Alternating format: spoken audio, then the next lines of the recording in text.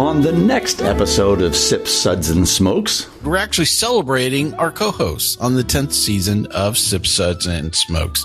Now, our co-hosts on this episode are Made Man Bob and good old boy Harmeet. We are drinking today while we're chatting, and we've pulled some rather interesting things out of our vast collection. So, Bob, what are you drinking today? I am drinking Paul John Christmas Edition 2021. Cool. That sounds great. Well, I'm having something that's in Bob's sweet spot, which is this is Cavalon. This is Vino Barrique. And Harmeet, are you sipping on anything? Well, I have a Diet Dr. Pepper in front of me because it's a little bit early in the morning for me to be drinking. But you know what? The 2021 special release Lagavulin 12 is within arm's reach. As Bob taught me, you can't drink all day if you don't start early. So, damn right. We'll be right back after this break.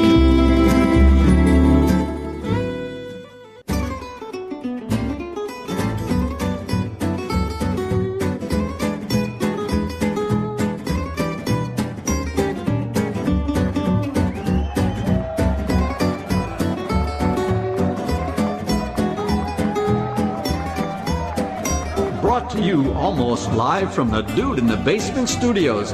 Why? Because that's where the good stuff is. It's Sips, Suds, and Smokes with your smoking host, the good old boys.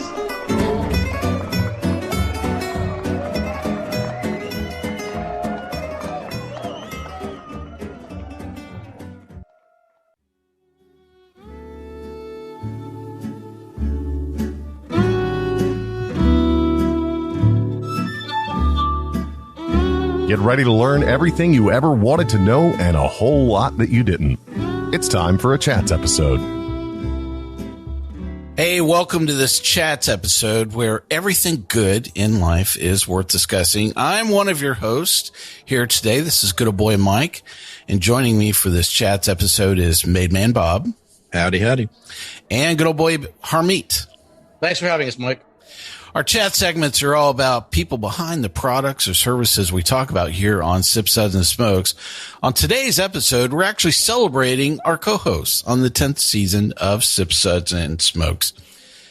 Now, our co-hosts on this episode are, Made Man Bob and good old boy Harmeet. So, welcome. I really been looking forward, this conversation, between the three of us. So it's, you do realize Harm's on this one, right? I am. I was hoping to have this conversation in person, but the days of COVID.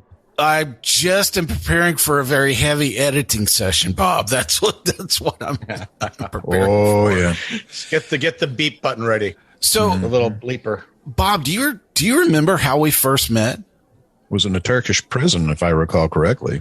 That was a Thursday, and I lost a rock, paper, scissors. Is that basically? Yeah. So I got you for a pack of smokes, and I fed you. And look, you're still here. You won't go away. Oh, I appreciate you passing off the last bit of your personal lube for me. So. Well, what That's what friends are for. Right? Bros help bros out. What can I tell you? Sounds like you guys need a room. No, we actually first met at a whiskey show, the Sarasota Whiskey Obsession, which sadly is no more. It was a great little show. It was. Really great variety for a show of its size. And, at that time of year being over on Sarasota Bay and the water and everything, I mean, it's, it was fabulous. But, times change. And after 8 or 10 years, they moved on with that. But we met at that event. Yeah, so I remember Bob actually had his shirt from the Bourbon Mafia logo on his shirt.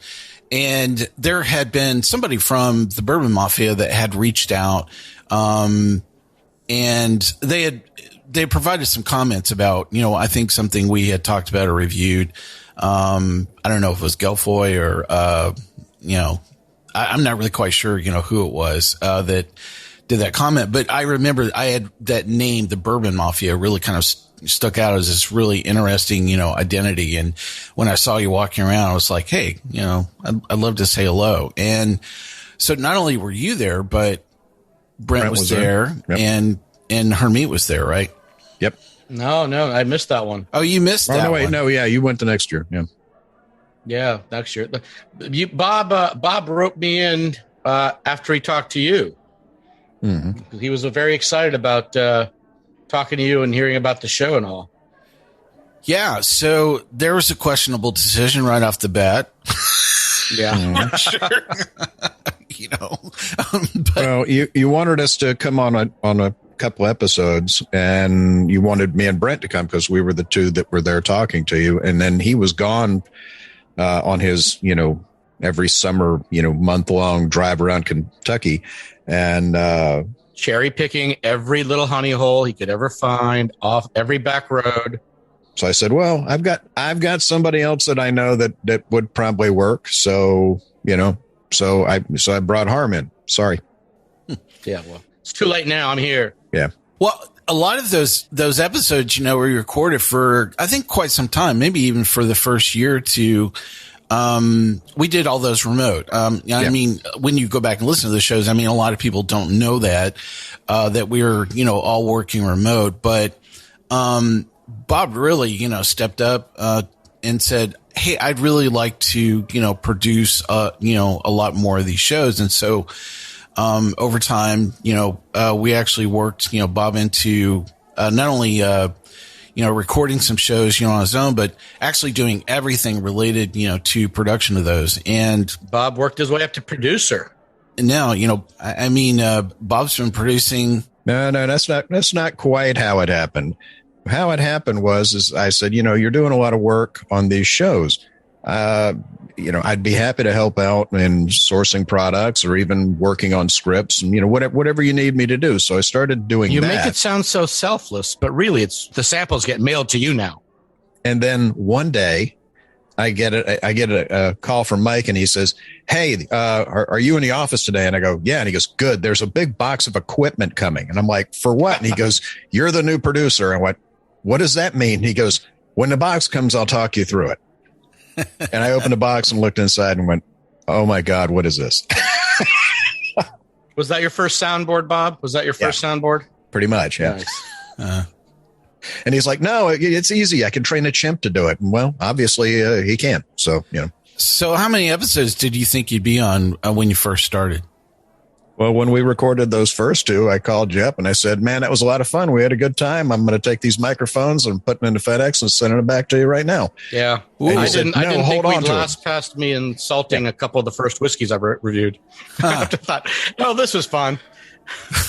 That was fun. Yeah. Thanks, Harm. The very first release of Larceny, I called it Felony on the air, and I was right. It's good now. They've improved. Yeah. But that very first release was a felony. Yeah, they definitely worked their way around to improving that product, quite a bit. Yeah, but on that same day, you got to drink a Bicky 17, so it was a pretty good day. That was a very good day. Well, speaking of drinking, we are drinking today while we're chatting about, those beverages as we go along. And we've pulled some rather interesting things out of our vast collection. So, Bob, what are you drinking today? I am drinking Paul John Christmas Edition 2021. Cool. That sounds great. Very tasty. And that was on a show that we had. Not yet, actually. Oh, it hasn't aired yet. Oh, okay. Oh, that's right. We tasted it. We've done the Christmas edition a couple of times. That was the one we tasted at the Big Smoke, right? Yeah. Right. Yeah, we've done it a couple of times. I love that whiskey. But we haven't done this particular one on the show yet. The 2021, right. Yeah. Yeah. And we all loved it, quite a bit. Well, I'm having, something that's in Bob's, sweet spot, which is, this is Cavallon. This is, Vino Barrique. And actually this is, You're showing it to the camera. Are we supposed to be recording video? I didn't even think about that. No, it's all right. I was just showing it, Yeah. this is the version that actually won the whiskey, world award. This is before Cavallon really, became on the scene. So this is the one that made them famous. Yeah, this is it's gorgeous. Good and pick. it's been a while since I've opened this particular bottle, and I'm proud to say I probably have a little over half the bottle still, but it's so dark and lovely, and man, I cracked this bottle open and just flooded the room with just this gorgeous aroma, and I was like, wow, I like this. So, Harmeet, are you sipping on anything? Cherry bomb. Well, I have a Diet Dr. Pepper in front of me because it's a little bit early in the morning for me to be drinking. But you know what? I can just go stand up and get my. Because he was out till 3 Lagavulin 12. drinking. So The 2021 special release Lagavulin 12 is within arm's reach. As Bob taught me, you can't drink all day if you don't start early. So, damn right. well, I know that we've talked about a lot of things on this show, but I mean, what are some of the most memorable, moments that you've had that you can think of? This is the problem for me. What do you mean in the last year or just overall? Period. Overall, yeah. Well, I do remember that time we went to Sarasota and we all had the matching tuxedos. Yep. That was a good moment. I really loved recording. Another time we went to Sarasota, we recorded in the Gator Club? Yep. Doing a live show from the Gator Club. That was a lot of fun. So speaking of which, that's one of my favorite clips. And so this is a clip. The drunken woman in the back. Yeah. Yeah. Yep. The whole show, she kept screaming at us. Yeah. So there were 2 episodes. I don't have the clip from that show. I have the clip from the other episode that we did, but the first one that we did there. So there was a patron that was in the bar, literally about 50 feet away from us. Hammered. You could hear her like 8 blocks away, and we're sitting up there on the stage trying to record, and our microphones are actually picking her up better than all 3 of us. So you could hear her just clear as a bell the whole time. She had that tone of voice. Yeah. Just piercing. It was just right through your ears. So I think that the name of that episode was "Yo, Patty, we're drinking over here." But this is a clip from the other episode that we did, which is episode 151. It was called Firewater in a Brothel. So the Gator Club in Sarasota was actually originally a brothel. So that's the reason why As we any got that. good old bar should have been. Yeah. So we were covering something from the Orphan series, The Gifted Horse. And one of the tweaks that I had was asking everybody who is their favorite orphan in a play or a movie. And here's Bob. Hey, welcome back to Sips, Suds, and Smokes. On today's Sips episode, we are talking about Gifted Horse from Diageo's Orphan Barrel series, is what we're going through. And this is an audience participation show that we're actually recording live at the Gator Club in Sarasota, Florida. We really enjoyed being here today and having some great folks come up and enjoy us from the audience. So while we're getting ready to talk to Dr. Jim here, I'm going to let Bob choose his favorite song from a play or a movie featuring an orphan. All right, take it away, Made Man Bob. Batman. Ooh, nice.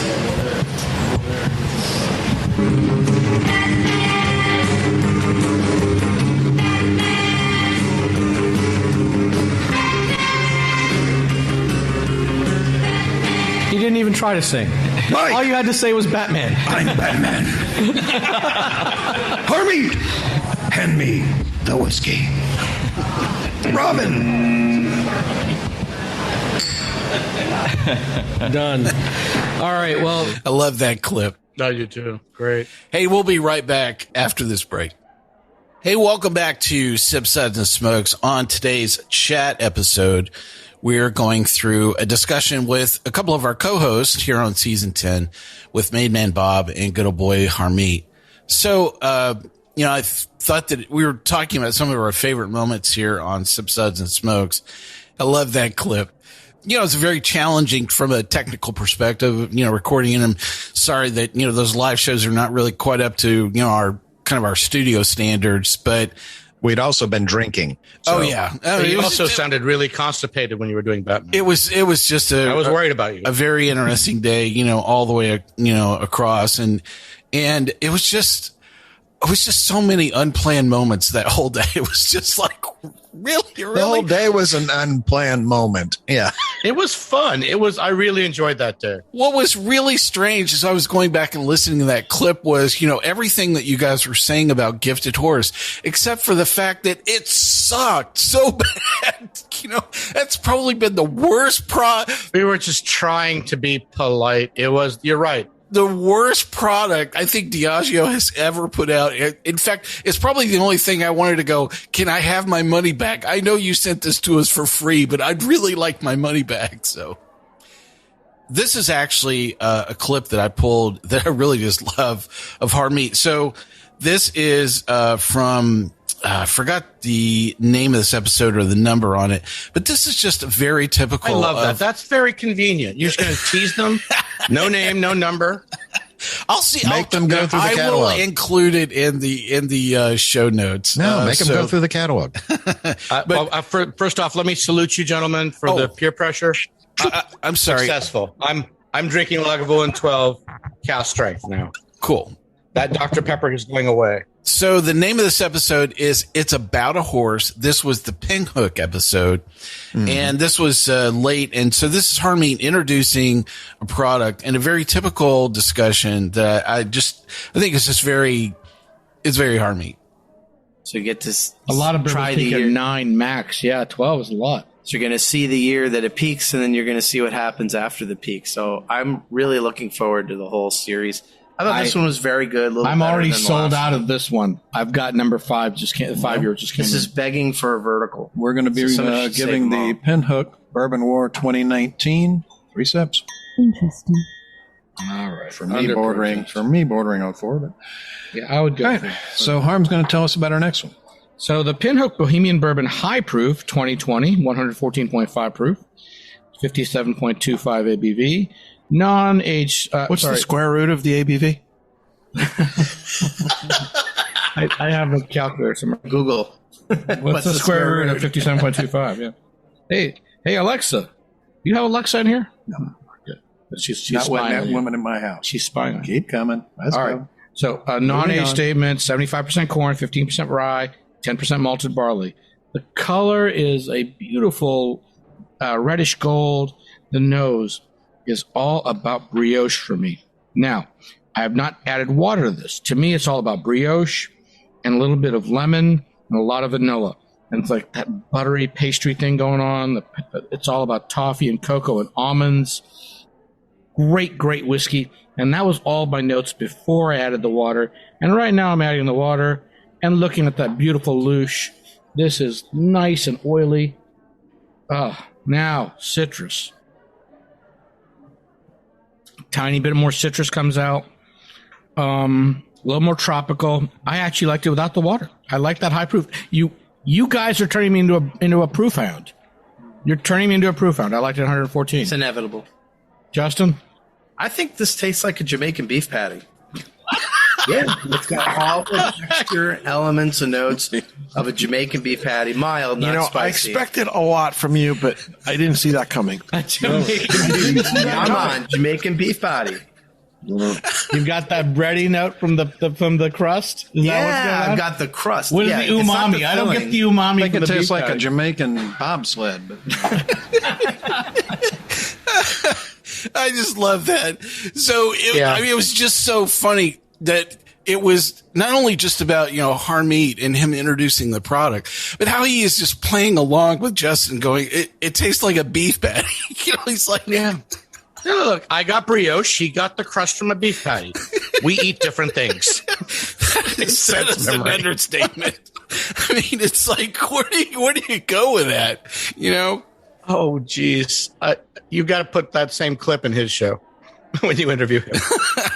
I may do that because but there's a lot of Justin gems. There are a lot of Justin. I have probably. So, Justin, what color is this? Brown. Awesome. Great. So, what'd you think of it?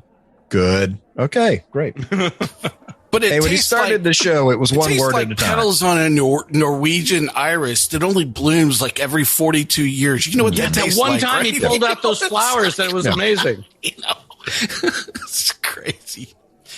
Well, I know you both have day jobs. So, Bob, tell us a little bit about your day job. Well, most of the time, my job consists of me dancing on a pole. But when I'm not doing that during the day job, I'm an attorney. So, which is pretty much the same thing. Well, I think you sell yourself short, Bob. You could make more money if you just kept your clothes on. Well, that's how it works. See, I start taking the clothes off and they start throwing the money. And every time they stop throwing the money, I start taking the clothes off again. So it works out well. Well, I think you're paying attention to how much money Brent's making doing that, going clothing optional, by not wearing pants all the time. So well, the boy doesn't like pants. What am I supposed to do with it? Yeah. I'm not sure he owns a pair of pants. Harm, tell us a little bit about your day job. Well, Fred Garvin, male prostitute. Yeah, there you go. Back in 2000, I moved back to Florida. And I moved back to Florida after living in New Orleans for 14 years and started helping out in the family business. Indictments. The business. Yeah, indictments. We have a bunch of liquor stores and one high-end shop which I prefer to be at because I just don't like to go to the ghetto store at night. And I the difference for our store between a lot of other places is I love to educate. People come to see me from all over the world. I'm actually famous in Ecuador. I don't know why. Well, actually, I do know why. But anyway. Indictments. Indicted. I fled the country, and there are warrants. He hasn't been back since. Yeah. You do the math. I have people who come to see me from other countries to learn about rare things and drink. And I the dean of one of the schools of architecture there in Ecuador is the brother of one of my customers, and all of a sudden he was taking pictures. Next thing you know, people from Ecuador come see me. It's crazy. So, but, I get it that, as a retailer, you actually get to know your products, but Bob, was actually a wine geek, much like me. And, this just kind of evolved in other, alcoholic beverages. So, Bob, do you ever get that moment where you wonder where all this, infatuation is actually going? It's called obsessive compulsive disorder, and I have suffered from it since I was a child and have a tendency to take my hobbies from ground level to the stratosphere in a very short period of time. So is the next step you're actually he actually helped reinforce the shelves at my store. he goes all the way in. When we were moving from one location to the other for temporary, when they rebuilt our shopping center, Bob helped rebuild the shelves in my store. He's all the way from the shelves to the bottles and drinking. He's there.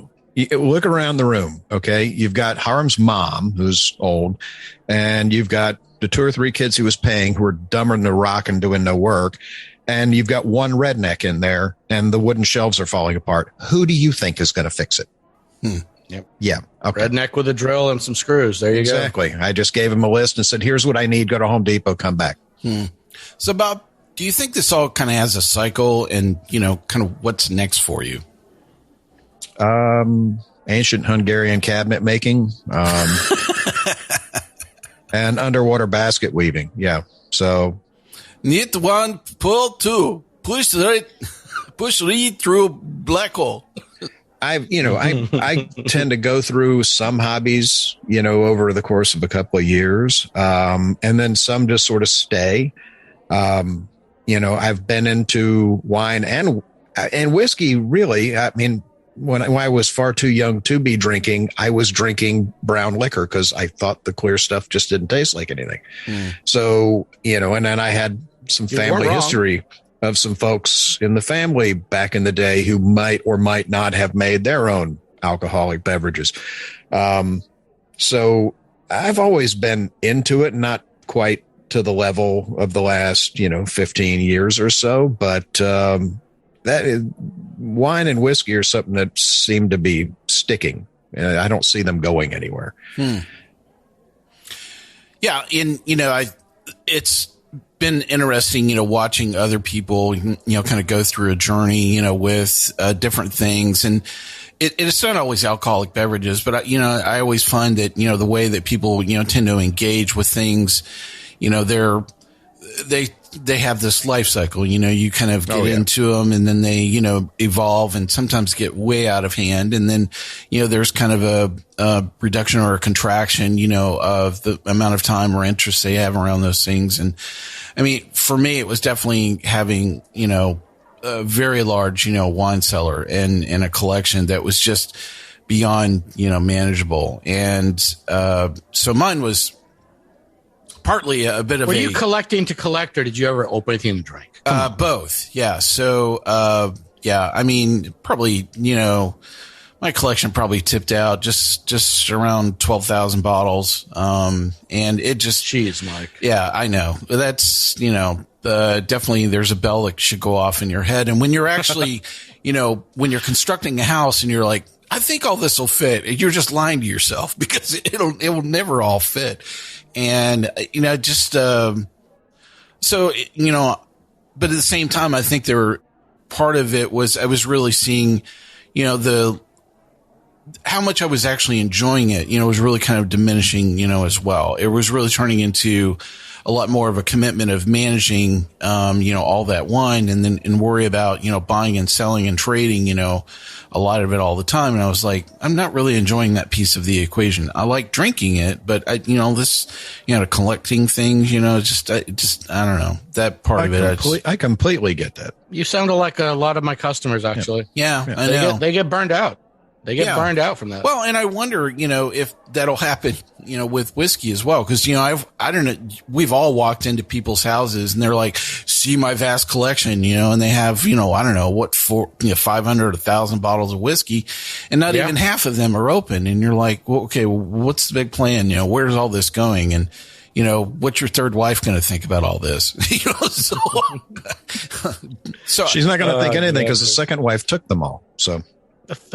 For half of them, the third wife is still a teenager. She's not of age yet. So I always kind of wonder, do people kind of like for me? And I mean, the answer is pretty easy. I mean, I am definitely all about rum. I absolutely think that rum is going to be, a very long, period of enjoyment for me. And when did you start with the rum? I would say when we were starting to, the early research, for some of the rum shows that we've done. And I just, Mike, I would have loved to have been involved with some of those. Well, you will be. I mean, it's not like, we're done with rum at any point in time. We're done. None for you. But, we don't Skype anymore. It's hard to be in the same room with you up in Tennessee when we're down in Florida. Yeah. But absolutely. And, I definitely, I can see that it's at that inflection point, right now where amazing quality, and great bang for buck. I mean, I'm buying stuff that's, $40 a bottle that you will look back and have the exact same conversation going, hey, I remember when that was $40 a bottle. It's like $418 now, so I can definitely see, a lot of those things coming around, but I also see that cycle, of working, and enjoying, whiskey is kind of at that, kind of in that inflection point as well, where it's like, I don't really want to collect a lot of this because I'm not going to be drinking it all.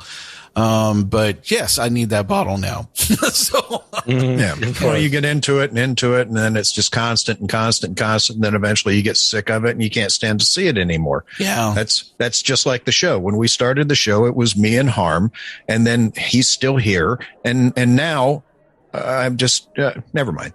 You sound like you regret that, Bob. I will find you. Never mind. So, Bob, the whiskey group that you run has just really exploded, and it's gotten some nice press coverage, as well. And this broad public interest, in kind of whiskey, seems to be kind of a common trend. You see a lot of these groups just kind of all over the place, and it's groups of, 100 people or 200 or, some of the really large groups, like, Fort Lauderdale, Whiskey Society. Do you see that there's a life cycle, kind of when you see these groups? I've seen some come and go and kind of implode for some fairly common reasons, but do you see that? You're going to have the Whiskey Society around for another 10 years.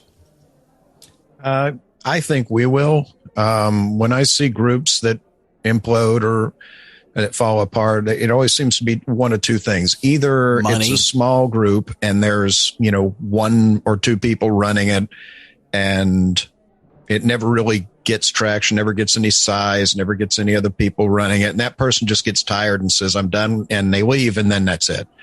And then I see them when they get really, really big. And then you get a group of people in charge who then all of a sudden it's like Animal Farm, all of a sudden the pigs are living in the house and wearing clothes, and they're, running the thing for their own design. And you see people. It's about ego and greed, Bob. Ego and greed. Get turned off about that. So it's, I've seen groups that, do barrel picks and they're literally selling bottles for profits. It's like, you're not supposed to do that, guys. It's illegal. Mm-hmm. So there's, whenever you get a group of people together for anything, personalities are always going to come in. It's just the nature of things. Things come, things go. So I know that you actually belong to some other social whiskey groups like the Bourbon Mafia. How's that group different than the Fort Lauderdale Whiskey Society? And, do you wish there was like some larger, country-based group that would handle all the common admin stuff and common governance and leverage that collective size to make it easier to engage with speakers and brand ambassadors and barrel picks and all that stuff? First off, there's no such thing as a mafia. I have no idea what you're talking about. The Bourbon Mafia is a very different group than, say, the Fort Lauderdale Whiskey Society or the Jacksonville or Southwest Florida or any of the ones here in Florida or any other area, because they're basically set up for a charitable purpose from day one. We do barrels down here in Fort Lauderdale, where I go to the various companies and I say, I want to do a barrel and it's going to be a charity barrel, and we will set it up with the store and the store will sell it. And they'll mark it up, a couple of bucks just to be able to cover their overhead, but we'll have them charge what retail would be. And then they donate that amount back to the charity that we're doing the work for. Right now, most of what we do for is Honor Flight South Florida. So we fly veterans up to DC to see the World War II, Korea, Vietnam memorials. Bourbon Mafia has been doing that since day one, and that's literally their 100% of their focus. We lost a member recently to colon cancer, so we've been doing some barrels in cooperation with some of the distilleries in Kentucky, because that's where the Bourbon Mafia is based. And it's a very small group. It's very, very high-end people or very, very high-end industry people. Here we are on a radio show that a few people actually listen to, and we're probably the biggest punks in the Bourbon Mafia. So it's a small group, but it's. It will be right back after this break. Hey, welcome back to Sips, Suds, and Smokes. On today's Chats episode, we're actually going through a discussion with a couple of our co-hosts today, with Main Man Bob and with good old boy Harmeet. And so we were having a discussion kind of about various whiskey groups. And so, Bob, I think it's really great that, you've enjoyed, being, a part of those groups. And I do think that, one thing that you said, that having strong leadership is a key component, to a lot of the longevity and success, of those groups as well. And I think, certainly you bring a lot of that, very strong leadership to both those groups. And so I think that's the reason why, they will be around, for a long time. Well, you've got to have a goal. And you've got to empty glass. You've got to make, that's one. And then you've got to make it about, it's not all about, you or the small group that are running things. You got to always remember that you're running the group for everyone else. So like with the Mafia, the whole reason that we're there is for charity. So that's all that we do. That's everything that we do. I've always been skeptical of your whole Mafia thing, man. Sounds like trying to assuage your guilt over being hoarders and collectors. We can't just do this all for ourselves. Wish it was that easy. You can't buy your way into heaven, Bob. You can't buy your way into heaven. Let's see. The beginning of the year, we raised, I think it was about $50,000 for the Colon Cancer Research Foundation. That was just one of them. Maybe you can buy your way into heaven. And then at the end of the month, we're doing another barrel and an event. We're hoping to raise close to that. For colon cancer research as well. They actually are sending somebody out from the headquarters to come to the event and everything. So it's if you have a goal, and you're working towards that goal, and you just sort of keep in mind that it's not just about you; it's about everyone in the group. That's what it's all about. Have some fun, enjoy yourself, and maybe, just maybe, actually use your fun to, do some good for the community too. So very nice.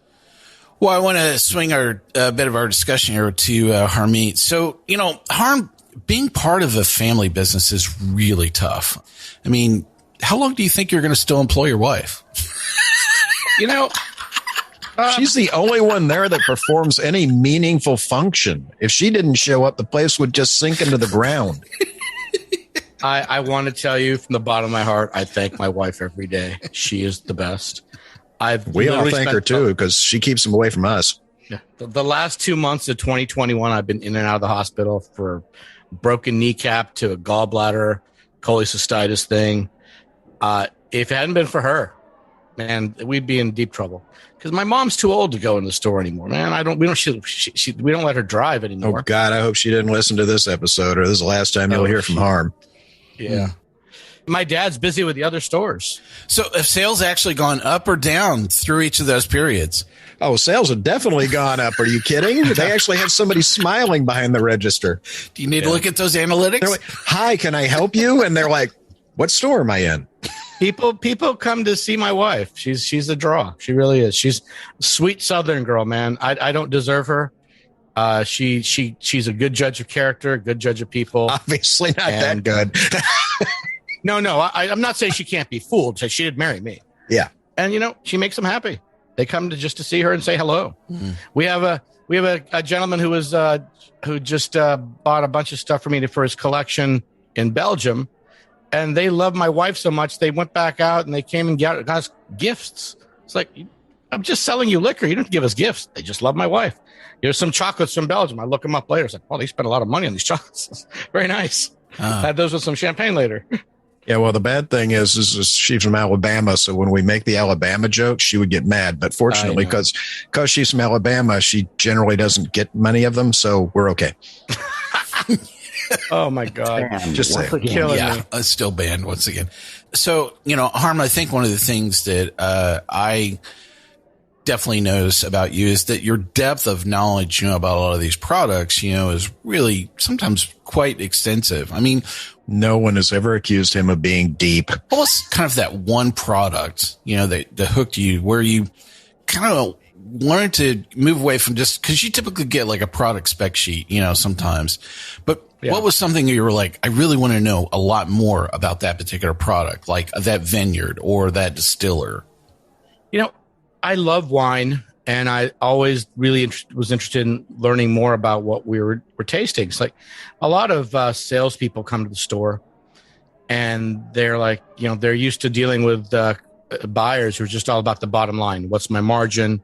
Where can I mark this up? Where can I cut some points here, shave that, and try to beat the competition? And there is always a little bit of that in the back of my mind, but unless it's something I enjoy, I don't want to deal with it. You can sell all the low-end grocery store wine you want. I don't care about some of those things. I want to learn about, tell me about this vineyard, but what really, tell me about these grapes. Why does this taste different from the stuff grown here? Tell me about the terroir. I just got into it because, at heart, I'm a scientist. I didn't finish my PhD in cardiovascular pharmacology. And when I started doing this as to help out my family after my mom had her operations, she couldn't walk, and I was here and I was going through a divorce. My whole life was a mess. So I shift, just like you have your obsessions. I glommed onto something different. And what really actually got me in the business, not more than wine, which I already loved, is some really good customers walked in and said, you know what, you have the beginnings of a nice whiskey selection here, but here's what you should have. And we started talking and hanging out. And it was my customers who brought me to these things. And next thing you know, I'm asking insightful questions of brand ambassadors, and they're coming to me. And then salespeople are coming to me for my honest opinion, not because they think they can sell me something. But it's like, how do I sell this to other people? It's like, well, let's talk about it. Let's talk about the process. Let's talk about what happened. What kind of stills are these? We just got, I finally got that reputation where people come to me when they want to impress their suppliers about somebody's actually going to take notes and listen to them. I go deep. And if you're a supplier coming to my store, you better know your product. Now it's full circle, because when customers comes in, he tells them to shut up and tells them what they should buy. Yeah, I do. Well, I do think that's a very good observation. I think for a lot of retailers is, that I don't know that they're always open to listening, I think to their customers and making some casual, suggestions like that. And I can see, the opposite side of that equation where, and I do this quite a bit, with a lot of the retailers. I'm like, man, if you only had this in stock, I'd really love this store. But the thing is that I may be one of 2,000 customers, that they typically have in that store. Sometimes we catch from people like that, though. It's like the suppliers are not above hiring people to go into your store and ask for their product. Yeah. Especially when it's something brand new on the market nobody's heard of. Interesting. It happens all the time, really. But so I'm skeptical of some people, but other people I know, if you've been my customer for years and you bring something to me that you tasted somewhere else, out of state or whatever, if I trust your taste, hey, I'm open to it. So do you even drink casually? And what is that drink of choice? Hey, never stops. Other than the Dr. Pepper. Yeah, well, I actually don't drink that much. I look, I'm diabetic. I can't. I spit. That's why these he's guys make fun diabetic. of me for having a spit bucket. Mm-hmm. Yeah. But how many people think when I do drink socially, I still prefer scotch. The other. That's all right. But the problem is the best places to drink are very expensive, and they're generally not open when I'm ready to eat on my way home, something like that. I went to a local sports bar last night on my way home from work, and I asked them what single malts they have, and she comes back. She had no idea. She comes back. The bartender says we have Glenlivet, Johnny Walker, and Chivas. Well, 2 of those aren't single malts, and you have the most mediocre Glenlivet 12, which is, it's okay. It's not what I want. I end up drinking a Woodford Reserve. They have a better bourbon selection. Depends who's got what and when and what it goes with the meal, I prefer great wine. On the day I was released from the hospital was New Year's Eve this year, 2021 New Year's Eve, or 2022 New Year's Eve, I guess. I was in the hospital for a week for my gallbladder on morphine and antibiotics for a week before they took my gallbladder out, got out the day after the surgery. And you know what? I can't guarantee I'm going to be here long enough. There was a bottle of Grange with the label. Somebody had torn the paper off. And it was a 2010 Grange. So you know what? That label's a little too faded to sell. That's a tough call. I can't blame you for tearing into that. It's $1,000 bottle. It's I got out of the hospital at 1 p.m. I'm at work by 3. By 6 p.m., you know what? I'm ready to have a relax. Got my wife, had some friends who were over at the store, and I just opened that bottle and just let it breathe. Yeah. I noticed I didn't get an invitation. Yeah. Mm-hmm. Bob, I wasn't calling anybody. And you know what? We opened it early. The drink window for that 2010 is 2022 to 2040. So we opened a day early. Yeah. But it was a good day. Yeah, but wasn't it 2022 in Australia already? True. Correct. Wow. It's like next week there, right? Yeah. So that was actually one of my favorite verticals of, so this is Penfolds Grange that we're talking about, which is from Australia. And, this is, Shiraz is the varietal, that is part of Grange. 94% Shiraz, 4% Cabernet Sauvignon, and 2010 vintage. Yeah. A little bit of a blend. This is one of my favorite vertical. I think I probably had a 12-year vertical of Grange.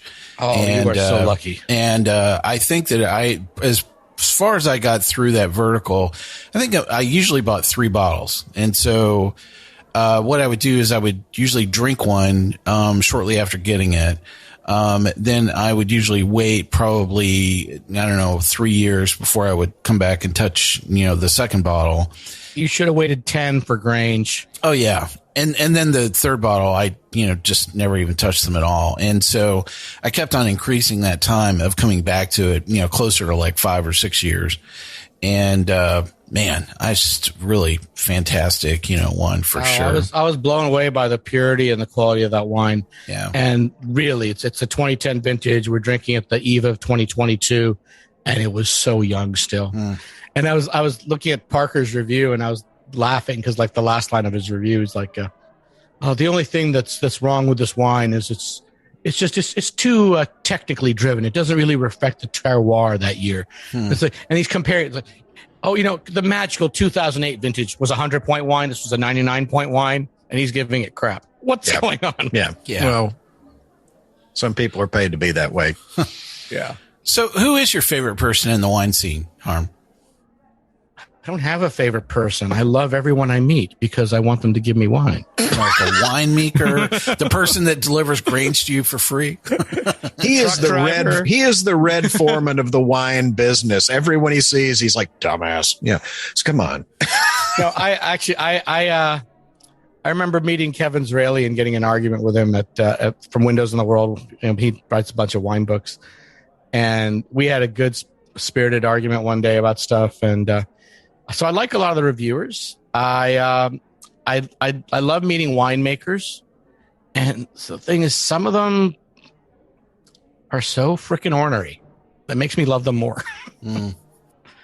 So I don't know. It's different. I mean, Mary Edwards was great. Now, unfortunately, they sold the winery recently.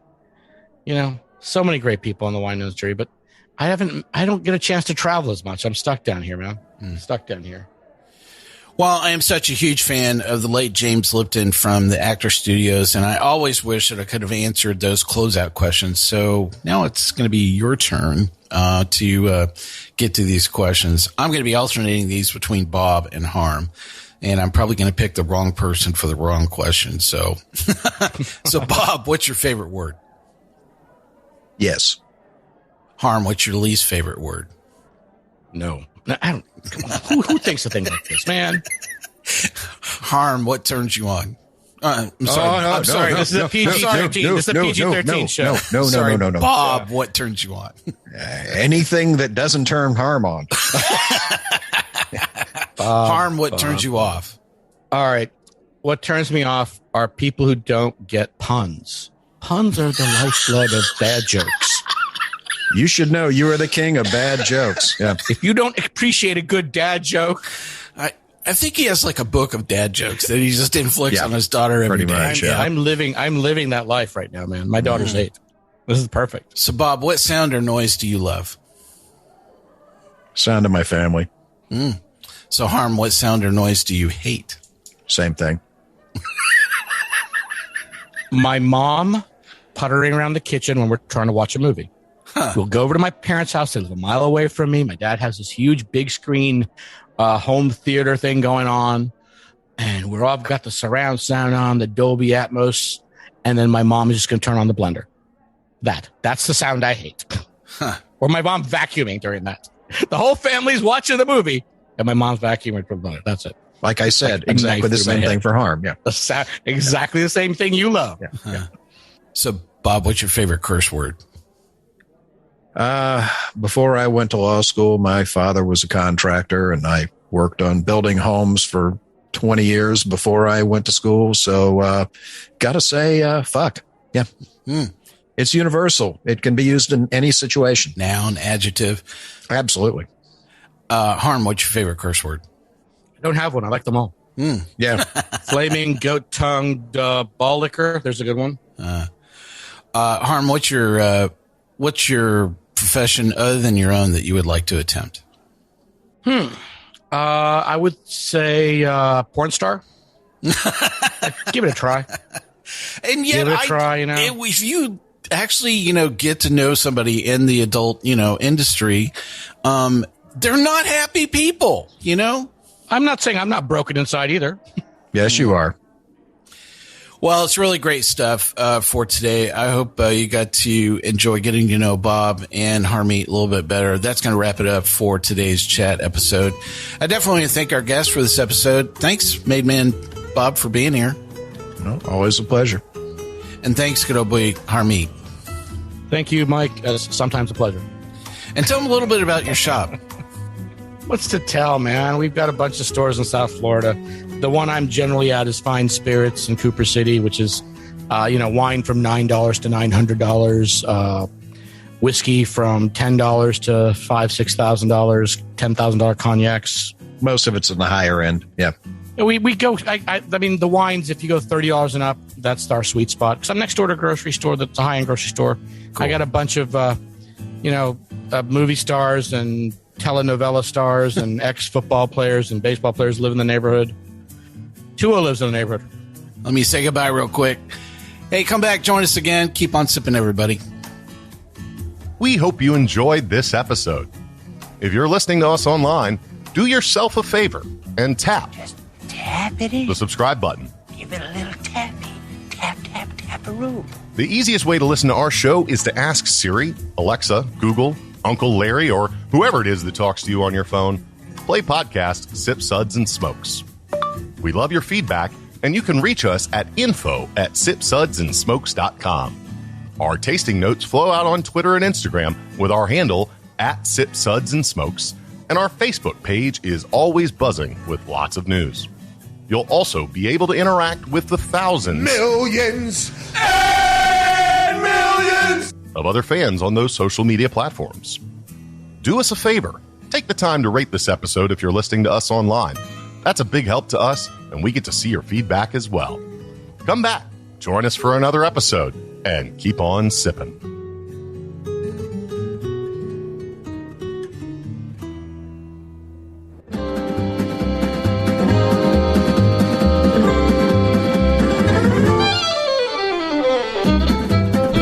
This has been a One Tan Hand production of Sip, Suds, and Smokes, a program devoted to the appreciation of some of the finer slices of life. From the Dude in the Basement Studios, your hosts, the Good Old Boys, will see you all next time.